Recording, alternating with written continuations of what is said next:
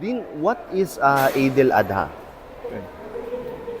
Eid'l Adha means day of sacrifice.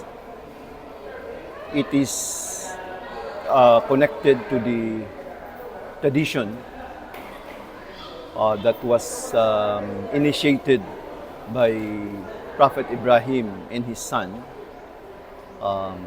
Prophet Ismail, or Abraham and Ismail,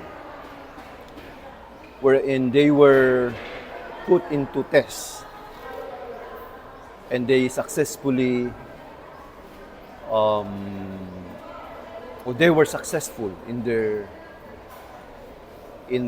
attempt to follow God's rule. So that tradition became part of the Islamic faith, precisely because the Hajj, or what we call the pilgrimage, started because of that sacrifice of Nabi Ibrahim and his son Ismail. So Hajj is one of the pillars of Islam. In other words, a believer, a Muslim, should visit at least once in his lifetime Makkah. It is there where the rituals of Hajj started. How did Hajj begin from that foundational story? Well, it began precisely because when Abraham was put to task to travel from Palestine to what becomes Makkah, then in a sense that was the beginning of the teachings of Prophet Ibrahim or Abraham to be promoted. You know, so his teachings was continued with his son, Nabi Ismail or Ishmael.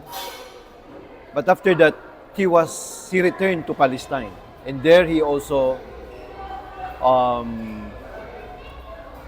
with his wife, they bore Ishaq or Isaac, wherein Jacob came, Nabi Yaqub came, and later on the 12 tribes of Israel. So in other words, Prophet Ibrahim or Abraham is actually the father of two prophets, Nabi Ismail on one hand, and Jacob or Isaac on the other hand. And this is to show that the Arabs, through Prophet Ismail, is very close to the descendants of Prophet Ibrahim in Palestine, including those 12 tribes of Israel, where the Jews came from. The Kaaba, Dean, what is the Kaaba? The Kaaba was the house is known as Baitullah or House of Allah. It was constructed by Prophet Ibrahim and his son when they were told precisely to build that house. So it becomes the center of pilgrimage. Center of pilgrimage during the Hajj. During the Hajj. It is the black. The black that cube. The cube. Or black stone. It's a stone. Yeah. Inside. Yes. All right. No, the so-called, there's another small piece, the black stone. So yun yung nakadikit sa may gilid ng Kaaba. All right. And that is from the Prophet Abraham himself. Yes. It started during the time of Prophet Abraham or Ibrahim. All right. In other words, in fact, the teachings of Prophet Muhammad were mostly derived actually from the teachings of other prophets, because they're the same. They are called brothers in faith. So their teachings were one, except with some minor variations. Dean, a while ago you talked about Palestine. What is your, in summary, what is your message or appeal to your fellow Muslims in the Philippines? Well, we empathize with the Palestinian in Gaza, including in Rafah, because of their supreme sacrifice.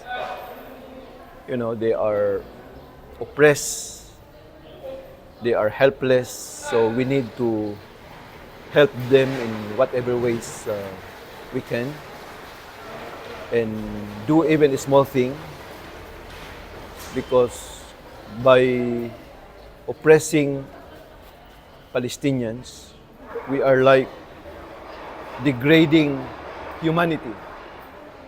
And it's very quite unfortunate that no one is standing in the cause of Palestinians. No countries are incapable of stopping the genocide. So we call our Muslim brothers and sisters and other peace-loving peoples around the world to brace elbows and do whatever they can to help the Palestinians, because they are victims of oppression, they are victims of genocide. And you said that by doing their obligations as Muslims, they can help the Palestinians? Yes, even in How? a small way. How? Like, for example, if they pray 5 times a day, how can that help Yes, the Palestinians? because that is dua. We call it prayer. You can actually pray, then you can mention the case of the Palestinians. You can even do fasting. Because in one way or the other, the Palestinians are actually descendants of Prophet Ibrahim, of Moses, of Jesus. So they were the descendants of prophets. So our hearts are with them. At a time that no one are standing, or none is standing in their cause. So that's why we say we empathize with them.